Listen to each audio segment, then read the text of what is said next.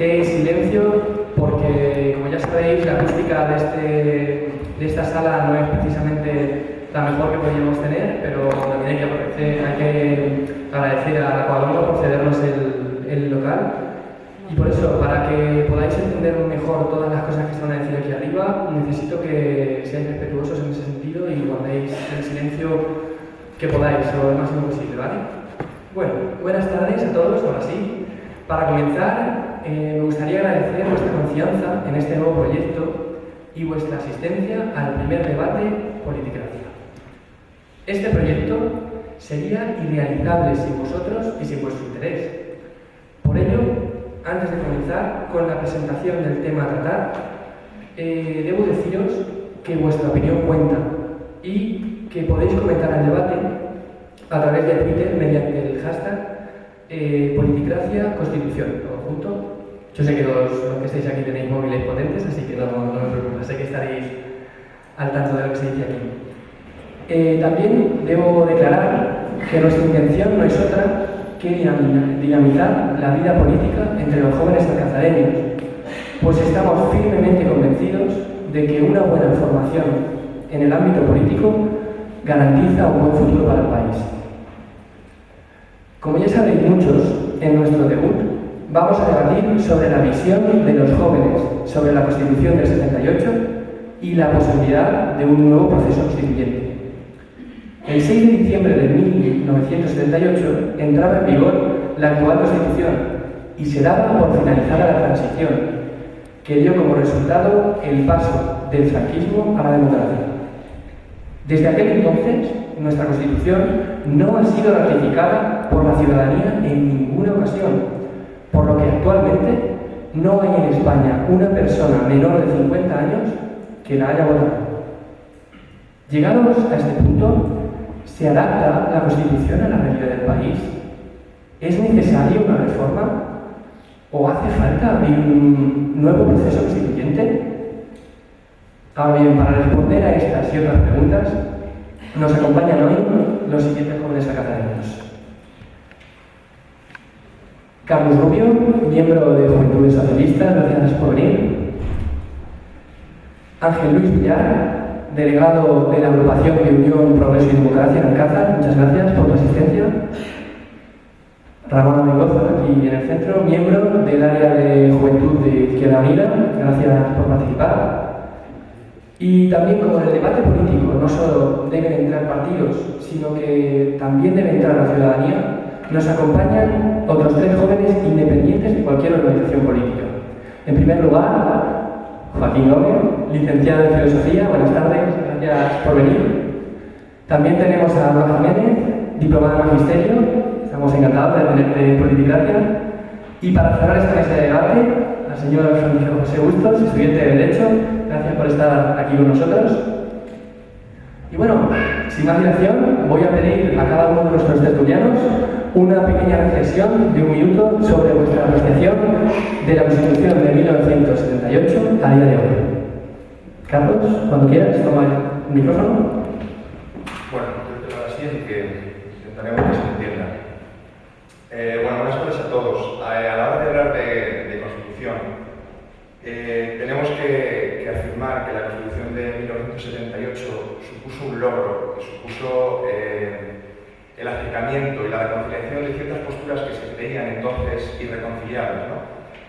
Tenemos que hablar de logro, por una parte, porque se consiguieron enormes aciertos y enormes cuestiones muy relevantes para el día a día, pero también quizás deberíamos hablar de ciertos fallos, de ciertos errores, de ciertas deficiencias que tiene esta Constitución.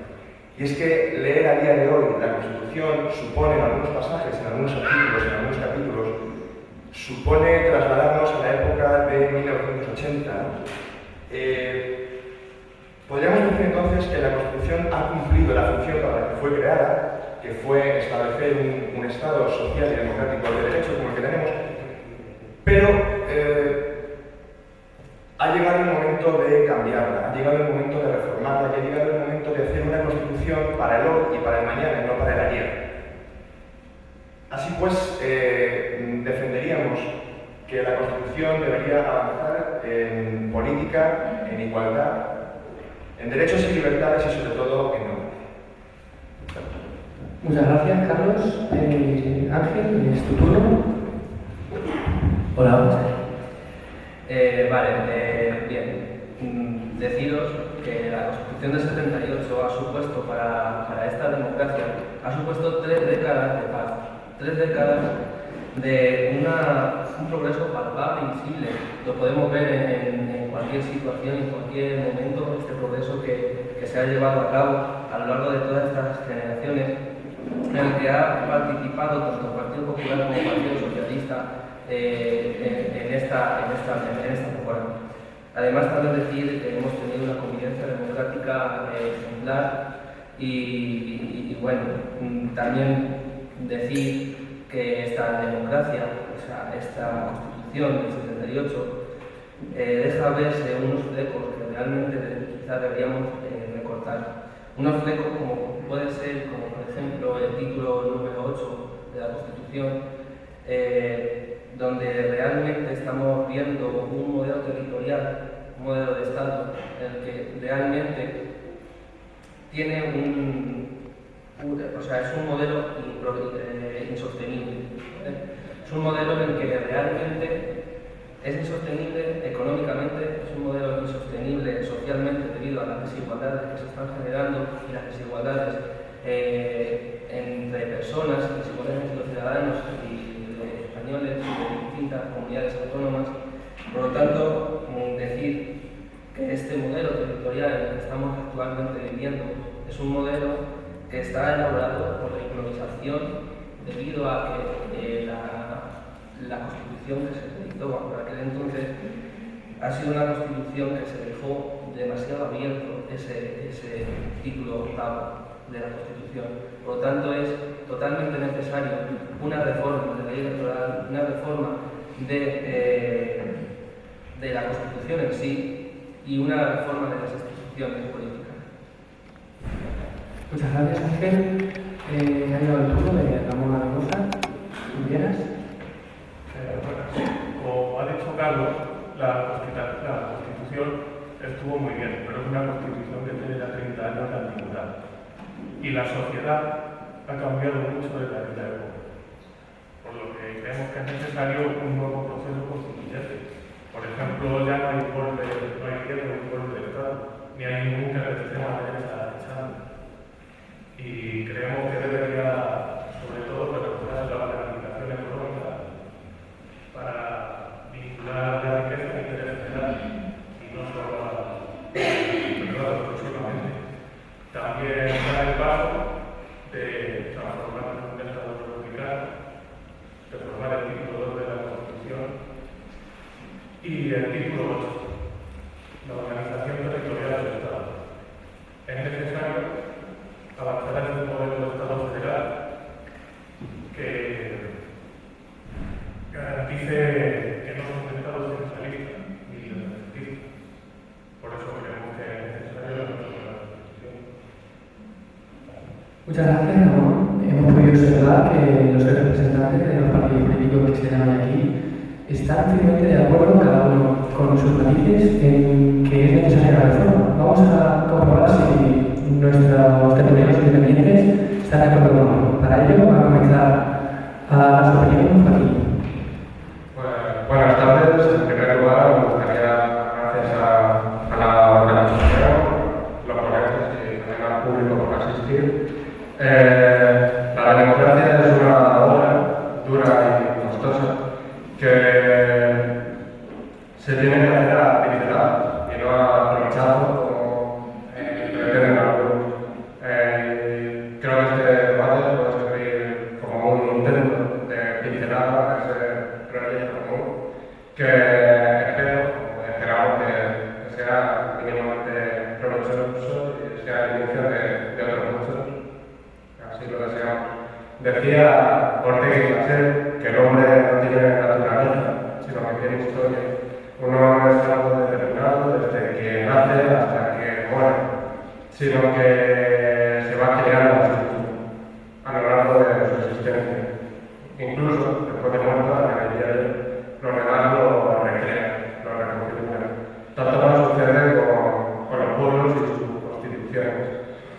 Si me permiten un breve análisis terminológico, habría que preguntarse aquí cuál es nuestra Constitución, qué es lo que nos constituye como pueblo, como país, o mejor, cómo queremos nosotros nos constituimos, a qué queremos aspirar como pueblo y cuáles son nuestros objetivos, si es que los tenemos y creo que deberíamos tenerlos.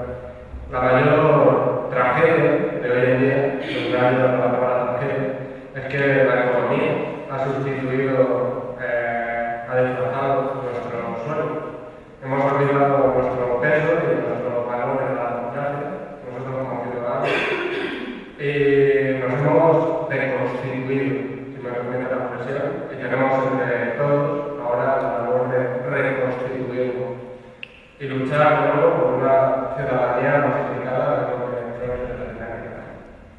Tenemos buenos días, o leer y estudiar de nuevo nuestra Constitución, que la tenemos aquí, que es un texto que deberíamos poner todos, y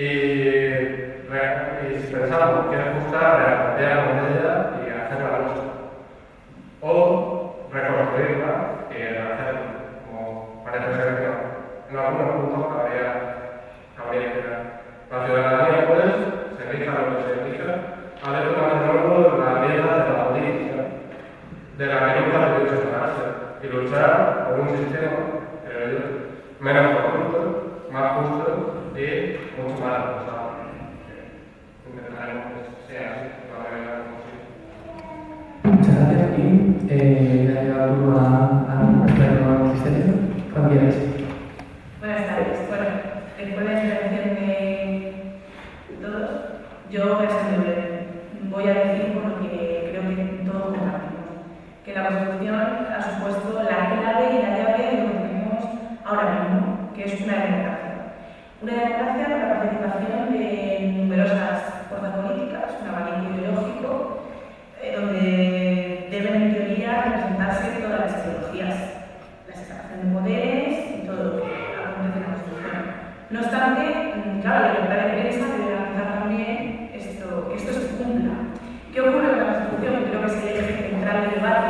Lo que ocurre con la Constitución, que es el documento que tengo en mi mano, claro, es que es un documento que se escribió en 1978 y claro, no es una cosa que, como todo aquello que se escribió hace más de, ni se sabe cuántos años, pero muchos años, 30 años, pues debe reformarse, no quitarse, debe cambiarse. Y en principio... Parece ser que últimamente, sobre todo... Muchas gracias. Y para finalizar esta pequeña reflexión, Frank, ¿lo quieres? Bueno, yo doy las gracias igual a la organización y al público por asistir. Nos encontramos con una Constitución que se redactó a punta de metralla del ejército franquista, con el cuerpo del generalísimo todavía caliente, con muchos que se acostaron franquistas y que se levantaron demócratas para continuar influyendo en política, y con los cadáveres de los que en la guerra civil lucharon por defender la democracia española todavía enterrados en cunetas y fosas comunes. Se hizo la Constitución que se pudo hacer en aquellas circunstancias, pero que no solo ha sido votada con posterioridad, no solo no ha sido votada para comprobar si aguantaba el relevo generacional, como sí ha pasado con otras constituciones, como la de Cuba. Decía Jefferson que la tierra pertenece a las generaciones presentes, a las generaciones vivas. Parece que eso en Cuba lo conocen mejor porque allí la Constitución ha sido ratificada en 3 ocasiones por el pueblo cubano. No ocurre lo mismo en nuestro país. Además, es una Constitución que se incumple y que se reforma sin consultarlos, en nombre de un poder supremo, un ente abstracto y antidemocrático que nadie ha votado y al que se le llama mercados. Franco dijo que moriría dejando todo atado y bien atado, y tengo que reconocer que aunque solo sea en esto, estoy de acuerdo con él, porque realmente la transición y nuestra democracia no ha supuesto un gran cambio. Esto es todo. Muchas gracias, Fran. Bueno, como podéis ver todos, aquí hay opiniones de todo tipo y es un verdadero placer esta variedad de pensamiento para nuestro debate. Con lo cual, vamos a comenzar. Como todos ustedes saben, el 20 de noviembre de 1975 moría Francisco Franco y durante los 3 años siguientes se llevaron a cabo una serie de medidas, como la ley de amnistía o la legalización de distintos partidos, que concedían cada vez más libertades democráticas para el país y culminaron con el proceso constituyente de 1978. Ya en el año 2013, 35 años después, ¿cómo vemos los jóvenes de transición? A partir de ahora vamos a cerrar una conversación entre nuestros 6 estudiantes, así que ¿quién quiere abrir esta pregunta del debate? Bueno, tendrá que abrirla porque yo... Perfecto, gracias. Vamos a ver, la transición española, aquí, supongo que si fue modélica, no fue modélica y cómo se llevó a cabo, ¿no? La transición española fue rotundamente modélica, y no solamente por el reconocimiento interno de nuestro país, sino por el reconocimiento externo de otros países, ¿vale? Fue modélica sobre todo, y además de reconocerlo, no solamente un reconocimiento te otorga ese poder de ese reconocimiento, sino fue modélica por la concienciación política y la concienciación social que en aquel momento se respiraba. Esa concienciación política lo que hizo fue una aglomeración, una unión de partidos, una unión de personas con distintas ideologías, formando un partido político llamado UCD, donde se aglutinó a estas personas y dejando de lado las discrepancias que llevaban, las discrepancias, incluso sus propias ideologías, se centraron en un solo objetivo. Se centraron en la elaboración de una constitución para poder llegar a implantar la democracia en este país, que a día de hoy podemos decir que es una democracia básica, que quizá deberíamos dar un paso más allá y completar esa democracia que tanto hablamos. Y sobre todo es un mérito a reconocer aquellas personas que hicieron esa transición comenzara con una constitución prácticamente elaborada en 2 años, vamos, no llegó. ¿Qué más? ¿Y qué más decir? Aquella época se caracterizó por un consenso muy bueno. Un consenso que a día de hoy prácticamente no se ve ni por asomo. Un consenso a día de hoy en el que el Partido Popular y el Partido Socialista todos los pactos de Estado que han habido y han dejado por haber se han roto. No hay ningún tipo de pacto de Estado, ni ningún tipo de consenso, y a día de hoy lo único que son partidos, los partidos mayoritarios, me refiero, partidos que se encuentran autistas hacia las demandas de los ciudadanos, solamente hacen y piensan en cambiar leyes, en cambiar pequeños atisbos de la Constitución, simplemente para seguir continuando con el bipartidismo, simplemente para seguir en el poder y intentando que partidos como Izquierda Unida o partidos como UPyD nos quedemos sin poder ascender, aunque me estén votando millones y millones de personas. Yo particularmente y UPyD, la única salida institucional que vemos ante este panorama actual es la creación de un partido, como ocurrió en los inicios de la democracia, un partido como UCD, un partido que particularmente yo lo veo identificado como UPyD, un partido en el que sea capaz de aglutinar personas, sea capaz de aglutinar personas de izquierda, personas de derecha, personas de cualquier tipo, de cualquier índole, pero que dejen sus discrepancias ya a un lado, que dejen su ideología a un lado y que empiecen a cometer aquella segunda transición española, esta segunda transición que tanto anhelamos y que realmente es necesaria. Muchas gracias, Ángel. Perfecto, amigo. Tú lo sigues. Sí, estoy perfectamente de acuerdo en la base. Creo que fue una transición modélica, pero la visión parece que ha planteado es un poco comunista, quiero decir. Hubo consenso, y eso es cierto, en muchos puntos, pero realmente lo que se ahora no dejaron a un lado sus posiciones ideológicas, no dejaron nada, intentaron luchar punto por punto, porque el proceso constituyente fue tremendamente largo y luchaban punto por punto. O sea, solo por matizar en algunas cosas, el PSOE, por ejemplo, no estaba nada de acuerdo con que el sistema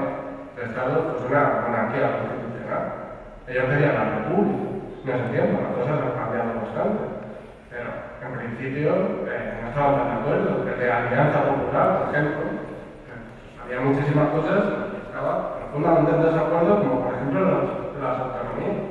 Salía la gente ahí a decir alguna barbaridad que otra. Solo hay que ver los debates de televisión, por ejemplo, entre Gregorio Pérez Barba y otro de Occidente, que ahora no me acuerdo. Quiero decir, fue modélica, sí, o sea, en eso estamos completamente de acuerdo, pero lo del consenso fue un consenso casi obligado. Quiero decir, no fue tal consenso, no fue todo tan bonito. Muchas gracias, Joaquín. Carlos, ¿qué me quería hablar? Bueno, retomando un poco lo que ya se ha dicho, la Constitución fue modélica y los datos parecen avalarlo. La verdad es que, por ejemplo, el último barómetro del CIS de noviembre del 2012 creo que tenía un 70% en la que los encuestados, o sea, el 70% de los encuestados pensaban que estaban orgullosos de su modelo de la transición. Vale, pero la Constitución fue modélica hasta que tocamos ciertos puntos, que son los que comentaba antes Fran, que no podemos olvidar tampoco y que sí que se han olvidado con el tiempo. Me refiero a que la cúpula franquista, en su momento, cuando se deciden todo el tipo de leyes que se hacen, la cúpula franquista antepone tres cuestiones, que es la primera, que no se va a debatir para nada el sistema económico, es decir, vamos a tener un sistema de capitalismo de libre mercado. La segunda cuestión es que no se va a debatir para nada el sistema de Estado, es decir, vamos a tener una monarquía o sí o sí. Y el tercer punto, que es uno de los más fuertes si cabe, que es no habrá debate sobre la rendición de cuentas. Es decir, que a nadie se le ocurra meterse con los crímenes de la época franquista y con los crímenes de la guerra civil. Y eso se acepta casi a fuerza de pistola, porque se sabía, obviamente, que si la Constitución no se aprobaba, lo que la gente se esperaba era como mínimo otra guerra civil. Eso, ello no quita que la Constitución fuese modélica, entre otras cosas también porque teníamos unos políticos de altura, que yo creo que es también ciertas cosas de las que se reclaman hoy día, y en cuestión de ese consenso obligado del que se hablaba antes, efectivamente, el Partido Socialista y el Partido Comunista tienen que renunciar a una de sus mayores aspiraciones, que es la República. Y eso o lo acataban o se quedaban fuera de todo esto. Además, tanto que se habla del bipartidismo, el bipartidismo no se olvide nadie que lo impuso en un pacto entre el señor Suárez y los constituyentes de UCD y don Manuel Ibarne, también hay que decirlo, y es más, y pedía incluso más bipartidismo en la Constitución. Entonces, sí que podríamos hablar de un sistema modélico, pero claro, atendiendo a ciertas cuestiones y ciertos matices que habría que tener en cuenta y que no habría que olvidar tampoco. Bien, muchas gracias, Carlos. ¿Alguna palabra? Una cosa muy breve. Es cierto que es una constitución modélica, siempre se puede mejorar, pero yo creo que el problema principal de la constitución es que los partidos que han gobernado, los partidos más importantes, han hecho papel mojado de ella. Eso lo decía. ¿Me permite preguntarte que expliques un poco más a fondo eso de papel mojado? Yo creo que no nos sirve de nada que la Constitución diga que todos los ciudadanos tienen derecho a una vivienda cuando está habiendo un número muy alto de socios cada día, o que todos los ciudadanos tienen derecho a un trabajo cuando estamos ya casi 6 millones de ciudadanos, como no sé si lo hemos superado. Entonces estamos hablando de que el problema está basado directamente en la Constitución, todo el problema, toda la crisis actual, el paro, los desahucios, Carlos. Antes de nada, creo que va a haber un bloque sobre derechos fundamentales. Si queréis lo comentamos luego, porque yo creo que... No hace falta comentarlo luego porque lo vamos a comentar ahora. O sea, aquí no hemos llegado al punto de la Constitución. Vamos a ver, en cuestión de derechos,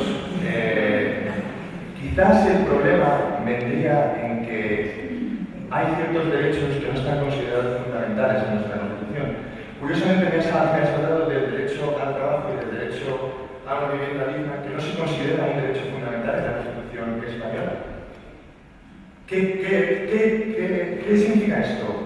Que no tiene una seguridad y que no tiene unos mecanismos de control tan exhaustivos como pueda ser otra serie de derechos, artículos 14 a 29, más 30.2, derechos fundamentales, etc. Pero, por ejemplo, el Partido Socialista ya lo dijo, además el día de la Constitución, aquí en las puertas del Senado, que a lo mejor habría que reformar esa cuestión de derechos fundamentales y meter ciertos derechos como el tema de la sanidad.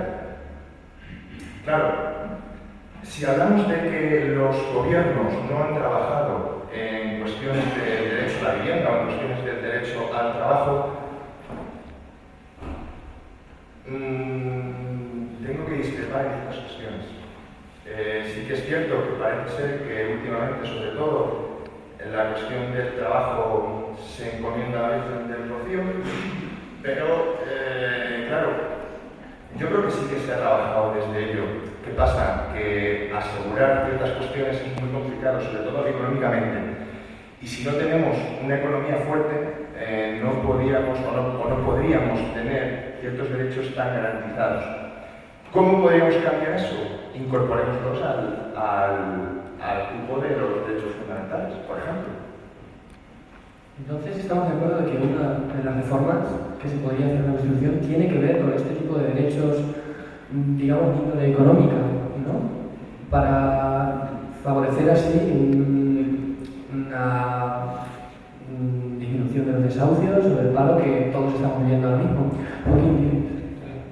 No sé si te he entendido bien, pero vamos, en el artículo 47, todos los españoles tienen derecho a disfrutar de una vivienda digna y adecuada. Los poderes públicos promoverán las condiciones necesarias y establecerán las normas pertinentes para hacer efectivo este derecho, regulando la utilización del suelo de acuerdo con el interés general para impedir la especulación. La comunidad participará en las plusvalías que generen la acción urbanística de los entes públicos. Y el derecho al trabajo también está en el Artículo 43, derecho a la protección de la salud. Artículo 44, derecho al acceso de la cultura. Artículo 45, derecho a un medio ambiente digno, bla, bla, bla. Claro, ese es el problema, que es que no están dentro del título primero, capítulo segundo, sección primera. Derechos fundamentales. Si es que pero no se pueden reivindicar en ese artículo. Claro, pero no en la misma medida que otros derechos. Por ejemplo, una familia desahuciada no puede ir al Tribunal Constitucional, por ejemplo. No, o sea, no puede el recurso de amparo, es decir, el mecanismo que tiene el ciudadano de a pie, es decir, sin pertenecer a ningún partido político, y como ningún partido político, el ciudadano tiene el derecho a acudir al Tribunal Constitucional para que el Tribunal Constitucional diga, bueno, pues señor Estado tiene que hacer esto, señora tal tiene que hacer esto. Entonces, ¿se puede reclamar? Claro que sí. Poner ese artículo en el título de... Podríamos hacerlo así. Bien. ¿Qué pasa? Sí, hay que esperar a eso para que se cumpla. Hay que esperar a que se ponga en el apartado de los derechos fundamentales para que se cumpla. Pues yo creo que más que esperar, me duele decir esto, pero es imposible. ¿Por qué? Porque si nos vamos a... Pues entonces, ¿para qué tenemos una constitución? Un momento. Un segundo, mira. Te digo, es imposible porque si nos vamos al concretamente el título 10 que habla de la reforma, el proceso para la reforma de los llamados derechos fundamentales exige unipartidismo, no bipartidismo, sino unipartidismo. Una de las cuestiones que no he comentado antes, que es que en España, y sobre todo con las generaciones anteriores a las nuestras, se ha tenido unos afanes de superioridad con respecto a la transición y a la Constitución, y es que no vas a oír, yo no he oído a nadie mayor que participase en todo aquello decir que la Constitución sea mala.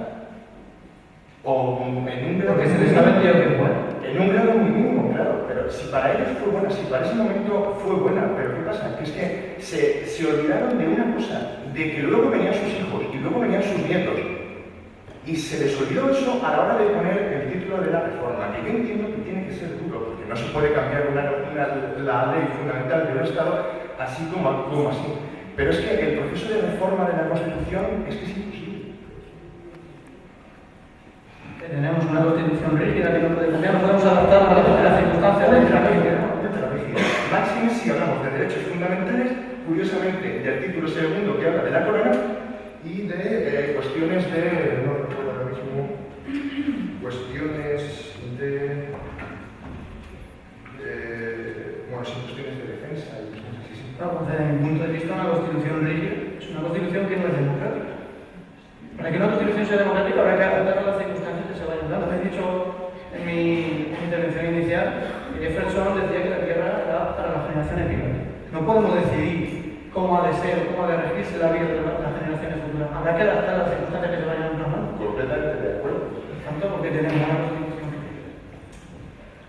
Vamos a ver. Se ha buscado algo, se ha buscado algo, dejamos a la Tengo la sensación de que estáis hablando los dos de lo mismo. Y me gusta, francamente me gusta, pero hay que darle otro punto de vista, otro enfoque. Tened en cuenta que somos jóvenes todos. No podemos pensar como gente que tiene 50 años, gente que ha vivido la guerra civil. O sea, por eso necesito otro tipo de opinión. Vamos a ver, claro que sí. Venga, vamos a ver. No podemos hablar de igualdad ante cosas como, por ejemplo, el suplicatorio. Vamos a ver. ¿Por qué la Cámara tiene que autorizar al juez para procesar a un político o a un diputado? Porque el artículo 71 dice tal: los diputados y senadores gozarán de inviolabilidad por las opiniones manifestadas en el ejercicio de sus funciones. Durante el periodo de mandato, los diputados y senadores gozarán asimismo de inmunidad y solo podrán ser detenidos en caso de flagrante delito. Esto es igualdad de derechos. Esto es igualdad, es decir, el ciudadano, que es lo que aquí se puede intentar también un poquito abrir. ¿El ciudadano está alineado en igualdad con el político? No, señores, no estamos en igualdad. Quien diga que hay igualdad de derechos, o sea, vamos a ver, vamos a hablar de Bárcenas, de Casa Bárcenas, por irnos a de Caján del Jardín. Igualdad. No hace falta. Claro, no igualdad. No lo vamos a ir, por supuesto, porque no es el tema del debate, pero ¿igualdad? No hay igualdad de derechos. Por supuesto que no, leyendo este artículo se ve que no. O sea, no. ¿Estamos de acuerdo en el resto de tertulios de la mesa o queréis aportar más? Sí, yo en lo que has dicho estoy de acuerdo, pero vamos, creo que eso hay que dejarlo al siguiente tema, que es el tema de los derechos.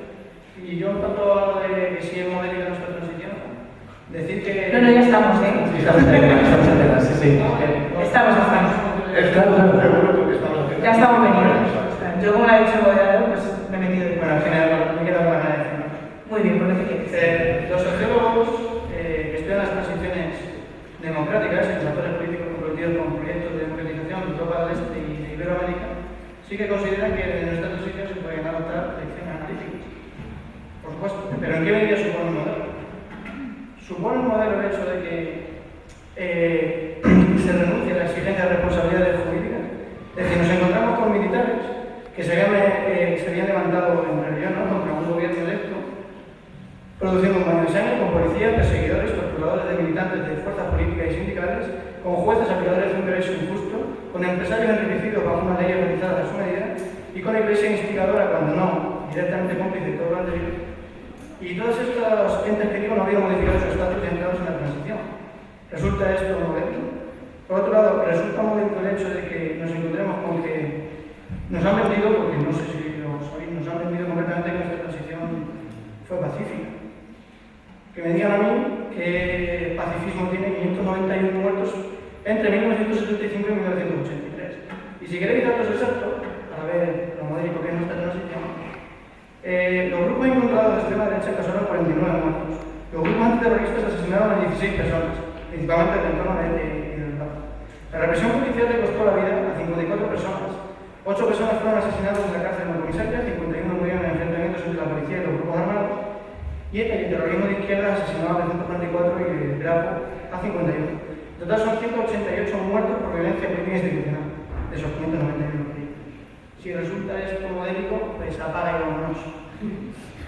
Está claro que los vicios de la transición pues, son los vicios de la democracia. Lo que yo no critico es cómo se hizo la transición. Realmente la transición no pudo haber sido muy distinta como fue, dadas las circunstancias en las que nos encontramos, en plena Guerra Fría, si no me acuerdo. Lo que yo critico es que en la transición no hubiera mayor conciencia ciudadana en el proceso, ¿no? Pues que no se dan cuenta, es una transición que no confió en el pueblo. Con independencia de que el pueblo protagonizase numerosas manifestaciones en la calle, la amnistía, libertad y una gran variedad de protestas laborales, yo creo que sabían que se tendría que haber interrogado por ley o república, ley de partidos, ley electoral, integración en la Unión Europea, en la OTAN. Nos dieron el texto acompañado de un todo una de cara, dadas las circunstancias tras 40 años de franquismo, pues qué van a decir los viejos que te decía de 50 años en ese momento, porque sí. ¿Qué esperaba una transición sin ciudadanos? Pues solo podemos esperar una democracia sin democracia. Y ahí está la realidad democrática de nuestro país. No hay más. Joaquín, Pues yo, aún, no sé, confirmando esos datos, si se quiere y demás, creo que fue democrática, precisamente porque en el paso de una dictadura a una democracia se consiguieron muchísimos derechos. O sea, también hay que situarse en 1978.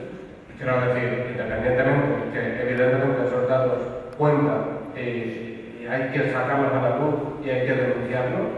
O sea, que, por ejemplo, en algunos puntos de la Constitución sea abolida la pena de muerte, que haya libertad ideológica, religiosa y de culto, cuando durante muchísimos años no la diga, que ninguna confesión tenga carácter estatal y que la creencia religiosa de los distintos grupos esté permitida, que no estemos tan de acuerdo, que no sé, quiero decir, hay muchísimos puntos en los que los poderes públicos promoverán las condiciones favorables para el progreso social y económico.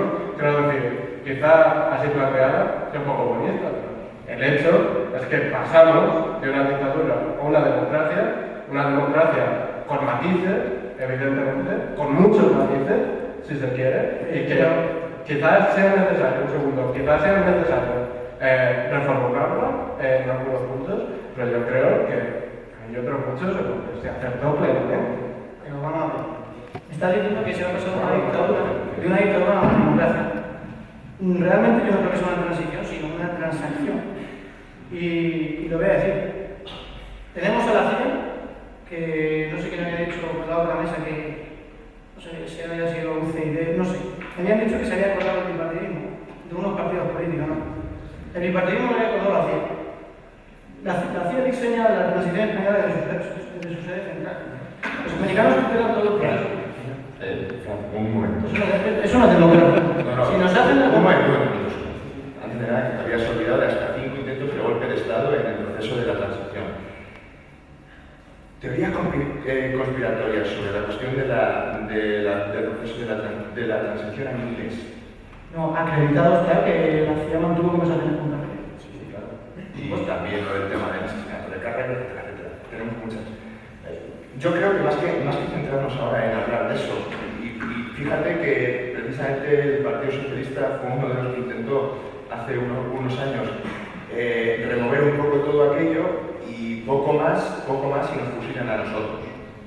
El otro día hablaba con un profesor de clase que casualmente fue diputado del Partido Popular, de los que votaron en contra de todo el tema de la ley y esta de la memoria histórica que se fue Zapatero y tal. Y yo le preguntaba, digo, bueno, entonces una cosa, o sea, ¿por qué esta ley os parecía tan disparatada? Y me decía, no, es que la brecha aún no se ha cerrado. Y aunque se hubiera cerrado, es una tontería volver a abrirla. Quizás por eso, y por lo que comentaba antes, de que la transición se hace sobre unos pilares que mucha gente ni se oía, que mucha gente pensaba que es que el Partido Socialista y el Partido Comunista, por buena voluntad, porque se querían mucho y porque querían mucho a la democracia, no dijeron ni pío por el tema de los muertos del franquismo. No, es que se les puso la pistola en la cabeza. Te estoy diciendo, lo he dicho en un principio hace unas cuantas intervenciones. Hombre, es un modélico no es. Hay que reconocerlo. Pero bueno, vamos a quedarnos también un poco con las cosas buenas, lo que comentaba antes Joaquín. Vamos a quedarnos un poco con los grandes logros. Si ya sabemos que hubo muchísimos fallos, si ya sabemos que hay una cuestión como la territorial, que yo creo que no está contemplada en el orden del día, que también merecería otros 5 o 6 debates. Pero venimos a hablar del proceso de la transición. Aquí hemos venido para quedarnos con lo bueno, pero tratar de cambiarlo más. Sí, ¿no? Sí, pero Pero un segundo, también hemos venido para analizar de forma global lo que aquí nos acontece, que es que si fue modélica, globalmente, ¿de acuerdo? Hubo muchísimos errores. Errores hay muchos. Hay, por ejemplo, ¿hay libertad religiosa? Sí, según por donde se mire. Particularmente, a lo mejor yo no entiendo por qué todavía el Estado sigue financiando la religión en la escuela pública. Pero, a pesar de esos fallos, globalmente, si fue modélica o no fue modélica, hombre, por supuesto que fue modélica. Yo creo que En forma global. Yo creo que una transición es tan importante que si la quieres ver de forma global hay que especificar bastante una transición. Y yo creo que hay que sentarse en diversos puntos y analizarlos todos. Muchos países de Europa además intentaron copiar la transición que hemos tenido aquí. Es decir, bueno, globalmente fue modélica, a pesar de los errores que haya, como bien ha dicho Joaquín, pero por lo general pues, fue modélico, fue un proceso no violento, etc. Chicos, me interrumpí, estamos yéndonos del tiempo, pero porque quiero que comentemos otro de los errores o aciertos que quiero que valoréis en cuanto a la Constitución. Con los hechos acontecidos en los últimos meses, la figura del rey y la familia real se están viendo cuestionadas de una forma en la que no lo habían sido en los últimos 30 años. ¿Cómo valoráis vosotros, jóvenes de ahora y del mañana, la figura del rey? ¿Creéis que hay una monarquía como forma de Estado? Y adelante.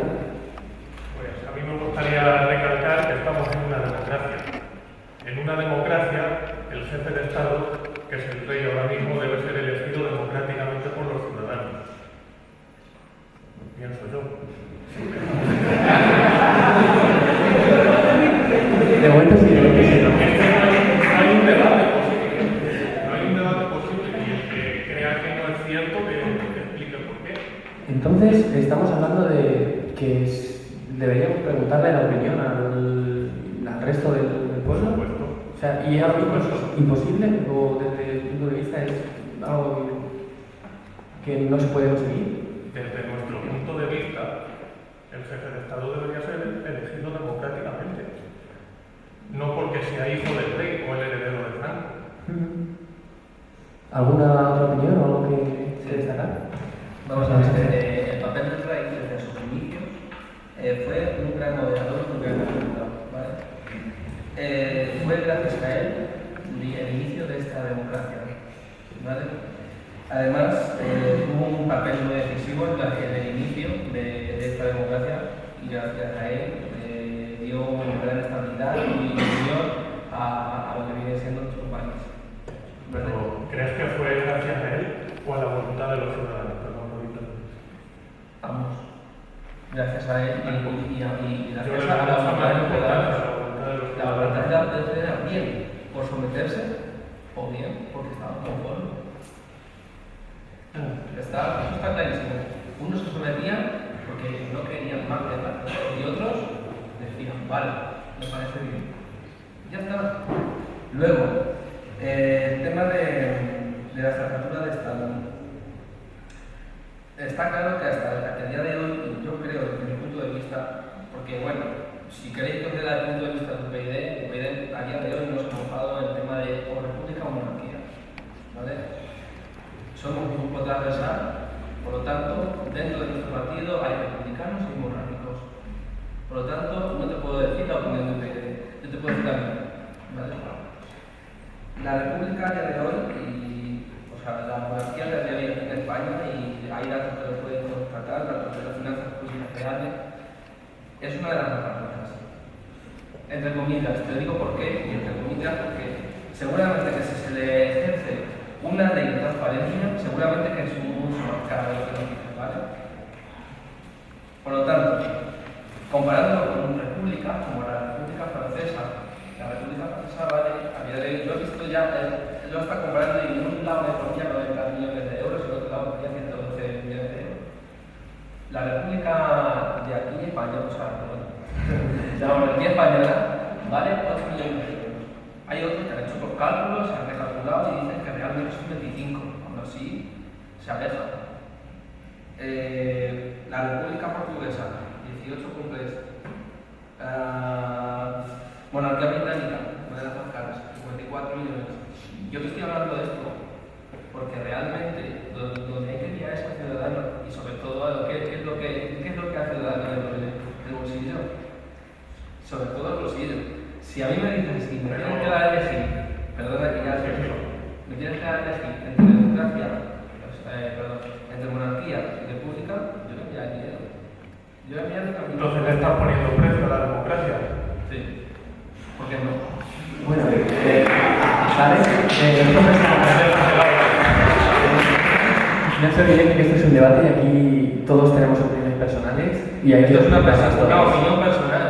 Una cosa ya decís también, con el presupuesto de la Iglesia podíamos pagar a 20 presidentes y a 20 repúblicas. Vale. ¿Sabes? Por ejemplo, no creo que sea un problema el Pero no presupuesto. pero hay que ser eficaces, económicamente hablando.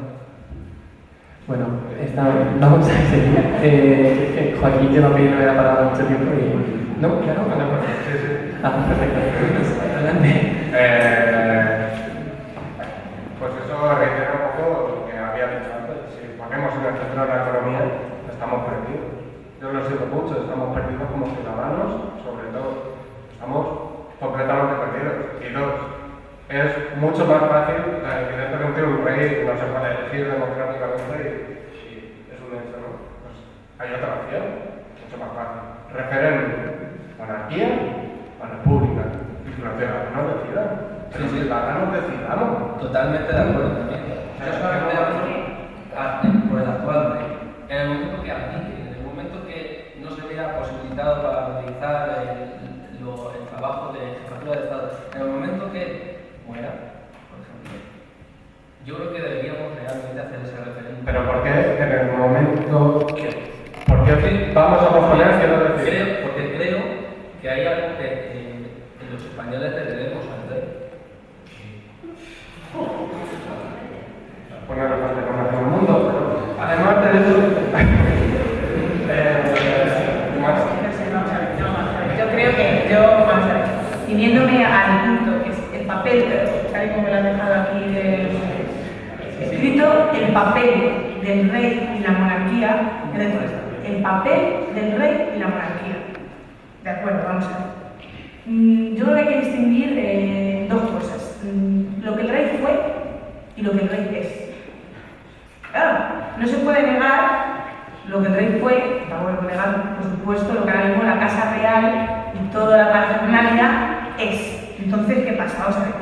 Fue el gran moderador, fue una figura clave. No estoy diciendo si soy monárquica o no, estoy diciendo lo que el rey fue. Fue el gran moderador, fue una figura clave en el golpe de Estado, supuesta a la altura de las circunstancias, fue un buen embajador de España en el extranjero. Estemos de acuerdo o no estemos de acuerdo, que no sea la persona más monárquica, precisamente. Pero sí que hay que reconocer, yo creo que la vida también un poquito se basa en reconocimientos. Tú puedes tener una ideología o pensar, estar a favor de la república, a favor de la monarquía, pero hay que reconocer el papel que el rey tuvo en la transición, independientemente de lo que el rey ahora mismo pinte o no pinte en España. Que está claro que hay que hacer un referéndum porque estamos en una democracia a favor. Lo ideal es preguntar siempre al ciudadano, pero con todo, no solamente con esto. Entonces, claro que sí, hay que preguntar al ciudadano, monarquía, república, un referéndum y se acaba. Para estar a la altura de circunstancias democráticas, estar a la altura de Europa. No olvidemos que somos una democracia que no lo creamos joven. Pero eso incluye que en el caso de que el pueblo decida una monarquía, Claro. se tenga que aceptar la monarquía. ¿Que tenga qué? Se tenga que aceptar la monarquía, quiero decir. Por supuesto. Evidentemente, no quiero decir, a lo mejor ese referéndum aclararía muchas dudas, por lo menos. Efectivamente, ese referéndum yo creo que sería la clave y que es necesario. Es necesario ese referéndum. Pero claro, ciñendo al papel del rey y la monarquía, que es lo que aquí, en este punto, nos pidieron desarrollar, es innegable que fue un rey adaptado a las circunstancias. Vuelvo a repetir que no está hablando quizá una persona ni más monárquica ni menos monárquica. Cuidado, por supuesto. Entonces, tenemos claro ya el papel del rey hace unos 35 años. Carlos, ¿tú cómo crees que es el rey ahora en nuestro tiempo? No me pronunciado eso. Estamos aquí. El rey hoy día, yo creo que lo está haciendo soberanamente mal. Pero quizás por el tema que comentábamos antes, hay una cuestión que la dice mucho, sobre todo la gente mayor, que antes era más republicana o que de corazón es más republicana, que es que dicen que son juancarlistas. Y es que eso también es cierto. Es muy posible que, o sea, si yo ahora mismo tuviese que hacer un referéndum, yo diría, pero bueno, pues tú eres republicano, monárquico o juancarlista. Y seguramente ganasen el juancarlismo, de verdad. Entonces yo creo que por eso el rey está ahora mismo en las últimas, creo que ha tenido ahora otra operación, otra requerida, con la cuestión de la cadera, en fin. El rey valerse por sí mismo, la verdad es que cada vez menos. Pero bueno. Con la cuestión económica que comentabas antes, es muy sencillo. O sea, si igual que tenemos una constitución, o sea, una monarquía en Inglaterra, como comentabas antes, de 60 millones o de 50 millones, y tenemos aquí una de 8 millones, bueno, pues ponemos a un jefe de Estado elegido democráticamente, es decir, una república con un presupuesto de 8 millones y aquí para que después vuelvo. Pero yo me quiero centrar principalmente en la cuestión de los derechos y de las igualdades. El rey tiene una superioridad por encima de todos que no la puede tener, que no la debería tener nadie en un Estado democrático, como comentaba antes Ramón. Y no me quiero meter, porque entonces ya sí que hago aquí una escabechina, con el tema de los títulos nobiliarios. Es increíble lo que el Estado pierde por una cuestión de, bueno, pues 50 títulos que tiene una señora que se acaba de casar ahora. Pero eso, o sea, ¿cómo se concibe hoy día en un Estado democrático y de derecho? Obviamente, y además Juventudes Socialistas es completamente republicana desde que se fundan, obviamente una monarquía no cabría en esa igualdad de derechos de la que hace alarde una democracia. No obstante, sí que deberíamos votar, como decía antes Joaquín. Si mañana sale la monarquía, tendremos que acatar, porque es lo que la mayoría ha decidido. Ahora, que no me tome nadie eso como de, bueno, ya tenemos monarquía para siempre, no. O sea, con cuidado también el tema de tiempos y demás, que lo mismo tendría que decir con la república, que yo votaría república sí, obviamente, pero que si mañana tenemos que votar, pues supongo que mis nietos, si por una oleada monárquica que surge en Europa, pues bueno, pues que quieran votar, pues que voten otra vez. Una pequeña pregunta. ¿Realmente, Juventudes Socialistas, sois todos republicanos? Obviamente. De hecho, los estatutos entran. Bueno, pero vamos a ver, no. Yo creo que eso es un poquito, no sé, es una cuestión un poquito personal de cada uno. Es decir, Juventudes, yo creo que vamos a ver, no me meto, cuidado, que por supuesto que no me meteré ahí en cuestiones internas de Juventudes Socialistas, pero eso es una cosa personal, ¿no? Te podría decir nombres y apellidos, que obviamente lo voy a decir, de gente, incluso que además quizás se encuentra hasta aquí, que sí es monárquica de Juventudes Socialistas. Entonces, no vamos a entrar ahí, porque creo que es un poquito personal. Es un poquito personal. Creo que es un poquito personal. En cuestión de organización como tal, en cuestión de organización política perteneciente a un partido político, Juventudes Socialistas es republicana. Lo ha sido siempre y lo seguirá siendo, esperemos. Recogido en los estatutos y defendido por todos sus militantes. Si nos ponemos a decir personas, pues bueno, yo también te digo personas, miles de un partido, de otro, del vuestro, del nuestro y del de más allá, que defienden unas cosas u otras que a lo mejor no coinciden con lo del partido. Pero bueno, como organización es republicana. Vale, muchas gracias por esta intervención. Y antes de finalizar con este tema, solo quiero plantearos una pregunta. Ya que hemos hablado de lo que cuesta la monarquía, de que la monarquía tiene lo perdido, entre comillas, necesito saber y necesito preguntar a los republicanos que hay aquí en esta mesa, si la república no costaría ese mismo dinero o cuál sería el plan, como bien tú dices, Carlos, para conseguir esta igualdad que no se consigue con la monarquía.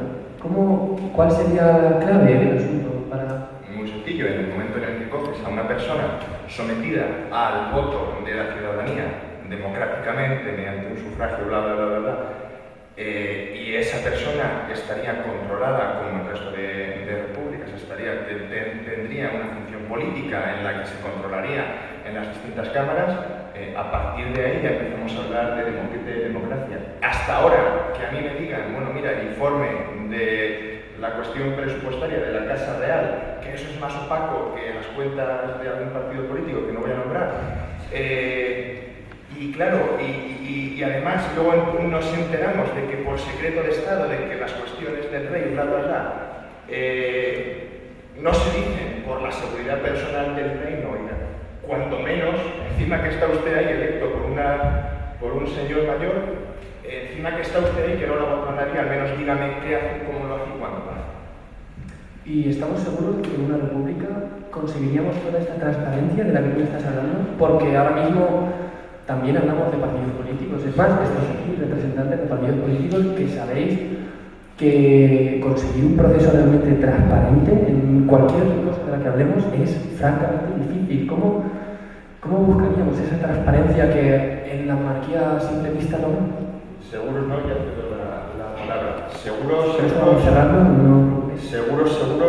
muy poco en esta vida. Pero bueno, sí que prefiero tener, y que se me entienda con muchas comillas esto, prefiero tener una república electa por el pueblo un poco más opaca que una monarquía que no la ha elegido nadie, que está ahí con ciertas dudas, más transparente. Además, precisamente porque estaríamos hablando de una institución completamente democrática, se podría, mediante procesos completamente democráticos, hacer mucho más transparente e incluso hasta tener un cristal por delante, ¿no? Pues muchísimas gracias. Para ir finalizando voy a pediros una reflexión como al principio del minuto. Lo siento, sé que todos tenéis ganas de hablar, pero el tiempo no da para más. Quiero que me habléis de si es realmente necesario un nuevo proceso constituyente. Fran, empiezas tú. Bueno, yo empecé diciendo que coincidía con Fran, en que este señor dejaba todo atado y bien atado. Pues bien, yo creo que ya va siendo hora de desatarlo, de que lo desatemos. Y para que podamos desatar esto, se precisa un cambio, pero para que exista un cambio debe existir conciencia. Todavía hay muchísima gente en este país que no está concienciada de la situación en la que está. Y bueno, decir que gracias a quienes un día se levantaron, a quienes un día se postraron como inconformistas del sistema y quienes alzaron la voz por los derechos sociales, hemos podido gozar con cierto estado de bienestar que hoy está muriendo, hay que decirlo. Y como está muriendo, pues yo creo que hay que alzar la voz al cielo y solicitar un cambio, porque las circunstancias así lo requieren y para eso tenemos que estar todos unidos. Muchas gracias, Fran. Quiero decir que, bueno, que por supuesto que, tal y como yo coincido ahí con todo lo que hemos debatido, en que claro, la resolución es un documento que evidentemente tiene que reelaborarse, tiene que revisarse muchos puntos y que aquello que quizá creamos los ciudadanos y ciudadanas, que es una utopía, a lo mejor quizá podría no ser tan utopía si de verdad hubiese un consenso, una unión de distintas fuerzas políticas mirando por el bien común del ciudadano, no solamente por el bien común de cada uno. Y por supuesto, unirse en puntos básicos como ya no solamente con el derecho al trabajo, derecho tal, que sí, por supuesto, pero también con puntos claves como educación, con puntos claves como sanidad, y que de verdad todos coincidiéramos en esos puntos, porque se está viendo mermada muchas de las cosas, estamos perdiendo muchos derechos que hemos ganado hace muchos años por la situación actual que tenemos ahora mismo. Por tanto, sí, una reforma, claro que hay una reforma. Muchas gracias, Alba. Decir que todos estos puntos, que no se pueden tratar en un solo debate, como ha dicho Carlos, se necesitan más de 5 o de 6, se intentarán tratar aquí en próximas ediciones si todo sale bien. Así que, Joaquín, ¿tienes la palabra? Pues bueno, un poco para general de este debate, hay que cambiar la Constitución. Yo creo que hay que reformarla en algunos puntos. Hay que hacer más partícipe al pueblo a través de referéndums, a través de tal. Hay que intentar conservar también cierto tipo de estabilidad dentro de los gobiernos y demás. Eso no se lo quita a nadie y fue uno de los puntos principales por los que se intentó hacer la Constitución y por los que se intentó llegar a tal consenso. A día de hoy se quería estabilidad. Eso es perfectamente, bueno, se puede defender perfectamente, pero yo personalmente no dejaría para nada todo ese cargo, toda esa labor a los partidos políticos, porque bueno, ya han demostrado algunos lo que pueden hacer y lo que hacen y lo que han hecho. Entonces, yo creo que es algo más del pueblo, que tenemos que alzar un poco más la voz y bueno, que el tiempo viene. Muchas gracias, Joaquín. ¿Y quién mejor para contestar a esta intervención que alguien del partido político, Ramón? Yo quería resaltar sobre todo que el único problema no es que haga falta una nueva constitución, una reforma de la constitución, sino que tenemos una constitución, aunque no lo parezca, que es bastante progresista. Pero los principales partidos, insisto, que no están cumpliendo con ella, que la están. Voy a decir una borriquería. Han hecho papel mojado de ella y es lo que me gusta insistir. Pues muchas gracias, Ramón. ¿Es tu turno? Bueno, aquí la conclusión de este debate podría decirse que es reforma, es decir, reforma de la ley electoral, reforma de la Constitución, reforma de las instituciones políticas, reforma. Es decir, para poder llegar a superar esta crisis económica que aquí en este país, en España, está ligada a una crisis política exacerbada, lo suyo sería realizar una reforma de la ley electoral y una vez hecha eso, realizar la reforma de la Constitución y la reforma de las instituciones. Y bueno, una vez hecho esto, seguramente que se mejoraría esta crisis política, defendiendo esta reforma de la Constitución sería realizarla para defender la Constitución de los propios políticos, para poder llegar a solventar esta crisis política y llegar a solventar esta crisis económica. Muchas gracias, Ángel. Y para finalizar, Carlos, tu turno. Bueno, decía Emilio Aznar, que fuera presidente de la Comisión Constitucional en el Parlamento, en el Congreso, que no aspiraban a hacer constituciones centenarias. Y yo la verdad es que desde aquí también quiero apelar a todos los partidos políticos, incluido al mío, que nadie se piense lo contrario, que pongan esto en funcionamiento, que a nadie se le olvide que, como comentábamos antes, los procesos de reforma de la Constitución la hacen prácticamente rígida, prácticamente irreformable. Se ha reformado 2 veces y por cuestiones de fuerza muy mayor, porque lo exigía Europa, pero bueno, la Constitución de Alemania ha tenido pues, más de 60, Francia ha tenido más de 20, en fin, no hay que tener miedo, y parece que en España tenemos una especie de miedo, una especie de tabú con todo esto de la reforma de la Constitución. Así que sí, habría que reformarla, habría que adaptarla a los nuevos tiempos y no tanto pensar en el ayer, sino pensar más en el hoy y sobre todo en el mañana. Muchas gracias, Carlos. Bueno, para finalizar, no hay nada más extraño, aunque parezca mentira, más extraño y maravilloso que en un debate los 6 tertulianos se pongan de acuerdo en algo. Yo no lo había visto. Y aunque parezca mentira, yo también estoy en parte de acuerdo con ellos. La reforma es necesaria debido a que el tiempo no se detiene y nosotros avanzamos con el tiempo. 35 años atrás, no dudo que fuera modélica. Permitidme decir que para mí fue modélica, pero no perfecta. No hay nada perfecto en este mundo y la transición menos. Así que, para finalizar, quiero agradeceros a todos la asistencia, sobre todo a los estudiantes que están aquí sentados hoy con nosotros. Es un verdadero placer haber trabajado con ellos. Por eso os pido un aplauso para Ángel, Carlos, Ramón y Joaquín. Ha sido un placer estar hoy y para finalizar también agradecer a la gente del público.